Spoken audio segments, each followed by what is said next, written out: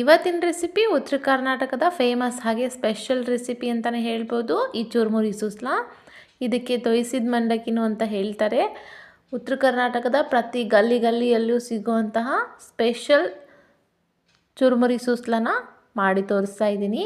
Hi hello ನಮಸ್ಕಾರ friends, welcome back to Meghna's cooking channel. Already ಹೇಳ್ತಾ ಇರೋ ಹಾಗೆ ಚುರುಮುರಿ ಸೂಸ್ಲ ನೋಡ್ತಾ ಇದ್ದರೆ ನಿಮ್ಗೆ ಆಲ್ರೆಡಿ ತಿನ್ನಬೇಕು ಅಂತ ಅನ್ನಿಸ್ತಾ ಇದೆ ತಾನೇ. ಹಾಗಿದ್ರೆ ತಡ ಯಾಕೆ, ಈ ಚುರುಮುರಿ ಸೂಸ್ಲನ ಹೇಗೆ ಮಾಡೋದು ಅಂತ ತೋರಿಸ್ಕೊಡ್ತೀನಿ ಬನ್ನಿ. ಮೊದಲಿಗೆ ನಾನಿಲ್ಲಿ ಈ ಸೂಸ್ಲ ಮಾಡಲಿಕ್ಕೆ ಗೊಜ್ಜನ್ನ ಮಾಡ್ಕೋತಾ ಇದ್ದೀನಿ. 4 ರಿಂದ 5 ಟೇಬಲ್ ಸ್ಪೂನಷ್ಟು ಎಣ್ಣೆನ ಹಾಕ್ತಾಯಿದ್ದೀನಿ. ಎಣ್ಣೆ ಹಾಕಿದ ಮೇಲೆ ಚೆನ್ನಾಗಿ ಬಿಸಿ ಆಗಬೇಕು. ಅದಕ್ಕೆ 3 ಟೇಬಲ್ ಸ್ಪೂನಷ್ಟು ಕಡಲೆ ಬೀಜನ ಹಾಕಿ ಮೀಡಿಯಮ್ ಊರಿಲಿ ಕೆಂಬಣ್ಣ ಬರುವ ಹಾಗೆ ಚೆನ್ನಾಗಿ ಫ್ರೈ ಮಾಡ್ಕೋಬೇಕು. ನೋಡಿ, ಈ ರೀತಿ ಕಲರ್ ಚೇಂಜ್ ಆದರೆ ಸಾಕು, ತುಂಬಾ ಚೆನ್ನಾಗಿ ಬರುತ್ತೆ. ನಂತರ 1 ಟೇಬಲ್ ಸ್ಪೂನಷ್ಟು ಜೀರಿಗೆ, 1 ಟೇಬಲ್ ಸ್ಪೂನಷ್ಟು ಸಾಸಿವೆನ ಹಾಕ್ತಾಯಿದ್ದೀನಿ. ಸಾಸಿವೆ ಎಲ್ಲ ಸಿಡಿದ ನಂತರ ಸ್ವಲ್ಪ ಕರಿಬೇವನ್ನು ಹಾಕ್ಕೋತಾ ಇದ್ದೀನಿ. ಇದಕ್ಕೆ 2 ಈರುಳ್ಳಿನ ಮೀಡಿಯಮ್ ಸೈಜಲ್ಲಿ ಕಟ್ ಮಾಡಿಕೊಂಡು ಹಾಕ್ಕೋಬೇಕು. ಈರುಳ್ಳಿ ಜಾಸ್ತಿ ಇದ್ದರೆ ತುಂಬಾ ಚೆನ್ನಾಗಿ ಬರುತ್ತೆ. ಹಾಗಾಗಿ ಇನ್ನು ಜಾಸ್ತಿ ಹಾಕ್ಕೊಂಡ್ರೆ ಇನ್ನೂ ಚೆನ್ನಾಗಿರುತ್ತೆ. 3 ಹಸಿರು ಮೆಣಸಿಕಾಯಿನ ಸ್ವಲ್ಪ ದೊಡ್ಡದಾಗಿ ಕಟ್ ಮಾಡಿಕೊಂಡು ಹಾಕ್ತಾಯಿದ್ದೀನಿ. ಹಾಕ್ಕೊಂಡು ಇದನ್ನು ಕೂಡ ಚೆನ್ನಾಗಿ ಫ್ರೈ ಮಾಡಬೇಕು.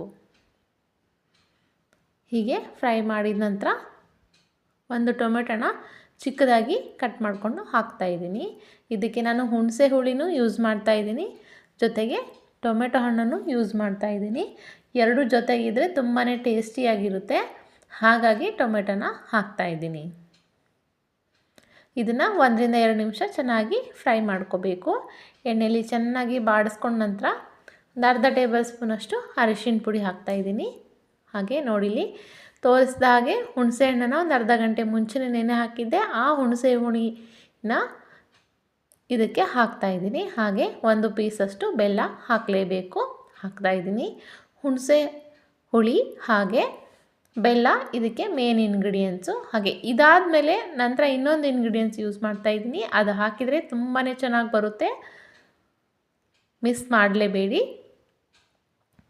ನೋಡಿ, ಇವೆಲ್ಲ ಐಟಮ್ಸ್ ಹಾಕಿದ ನಂತರ ಚೆನ್ನಾಗಿ ಮತ್ತೊಂದು ಸಾರಿ ಕೈ ಆಡಿಕೊಂಡು ರುಚಿಗೆ ತಕ್ಕಷ್ಟು ಉಪ್ಪನ್ನು ಹಾಕಿಬಿಟ್ಟು ಮತ್ತೆ ಒಂದು ಸಾರಿ ಚೆನ್ನಾಗಿ ಕೈ ಆಡ್ಕೊಳ್ಳಿ. ಇವಾಗ ಈ ಚುರುಮುರಿ ಸೂಸ್ಲ ಮಾಡಲಿಕ್ಕೆ ಗೊಜ್ಜು ರೆಡಿಯಾಗಿದೆ.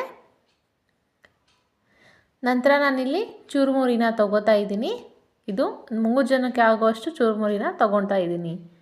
ಇದಕ್ಕೆ ನೀಟಾಗಿ ತೊಯಿಸಿ ಮುಳುಗುವಷ್ಟು ನೀರನ್ನ ಹಾಕ್ಕೋಬೇಕು. ಯಾಕಂದರೆ ಮಂಡಕ್ಕಿಲಿರೋ ಡಸ್ಟು ಹೋಗಲಿ ಅಂತ ಅಷ್ಟೇ.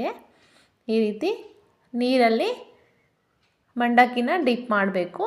ಚೆನ್ನಾಗಿ ತೊಯ್ದುಬಿಟ್ಟು ಸ್ಮೂತಾಗಿ ಆಗಬೇಕು. ಆ ರೀತಿ ತೊಯ್ಸಿದ ನಂತರ ಹೀಗೆ ಮೆದುವಾಗಿ ಅದರಲ್ಲಿರೋ ನೀರನ್ನ ಹಿಂಡ್ಕೋಬೇಕು. ಜಾಸ್ತಿ ಪ್ರೆಸ್ ಮಾಡಿ ಹಿಂಡಬೇಡಿ, ಯಾಕಂದರೆ ಮಂಡಕ್ಕಿ ಮುರಿದೋಗೋ ಚಾನ್ಸ್ ಇರುತ್ತೆ. ಹಾಗಾಗಿ ಸ್ವಲ್ಪನೇ ಲೈಟಾಗಿ ಪ್ರೆಸ್ ಮಾಡಿಕೊಂಡು ಒಂದು ತಟ್ಟೆಯಲ್ಲಿ ಹೀಗೆ ಹಾಕಿ ಇಟ್ಕೊಳ್ಳಿ.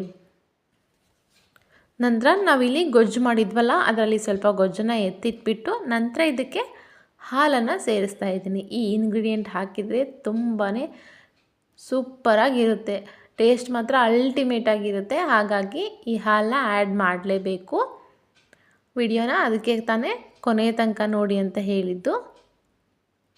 ಹೀಗೆ ಹಾಲು ಹಾಕಿದ ನಂತರ 1 ನಿಮಿಷ ಚೆನ್ನಾಗಿ ಫ್ರೈ ಮಾಡಿಕೊಂಡು, ಹಾಗೆಯೇ ಮುಂಚೆನೇ ನಾವು ತೊಯ್ಸಿ ಇಟ್ಕೊಂಡಿದ್ವಲ್ಲ ಮಂಡಕ್ಕಿನ, ಅದನ್ನು ಇದರೊಳಗೆ ಹಾಕ್ಕೋಬೇಕು. ಹೀಗೆ ಉದುರುದುರಾಗಿರುವಂತಹ ಮಂಡಕ್ಕಿನ ಇದರಲ್ಲಿ ಹಾಕಿಬಿಟ್ಟು ಚೆನ್ನಾಗಿ ಕಲಿಸ್ಕೊಂಡ್ಬಿಟ್ರೆ ಮಂಡಕ್ಕಿ ರೆಡಿಯಾಗುತ್ತೆ. ಮೇಲ್ಗಡೆ ಇದಕ್ಕೆ ನಾವು ಕಡಲೆಪಪ್ಪು ಅಂದರೆ ಪುಟಾಣಿ ಅಂತ ಹೇಳ್ತೀವಲ್ಲ, ಅದನ್ನು ಮಿಕ್ಸಿಗೆ ಹಾಕಿ ಗ್ರೈಂಡ್ ಮಾಡಿಕೊಂಡು ಹೀಗೆ ಪೌಡ್ರ್ ಮಾಡ್ಕೊಳ್ಳಿ. ಇದನ್ನು 2 ಟೇಬಲ್ ಸ್ಪೂನಷ್ಟು ಹಾಕಿಬಿಟ್ಟು ಮತ್ತೆ ಒಂದು ಸಾರಿ ಚೆನ್ನಾಗಿ ಮಿಕ್ಸ್ ಮಾಡ್ಕೊಂಡ್ಬಿಟ್ರೆ ಚುರುಮುರಿ ಸೂಸ್ಲ ರೆಡಿಯಾಗುತ್ತೆ. ನಿಮಗೂ ಈ ರೆಸಿಪಿ ತುಂಬಾ ಇಷ್ಟ ಆಗಿದೆ ಅನ್ಕೋತೀನಿ. ಇಷ್ಟವಾದರೆ ಲೈಕ್ ಕೊಡೋದು ಮಾತ್ರ ಮರಿಬೇಡಿ. ಧನ್ಯವಾದಗಳು.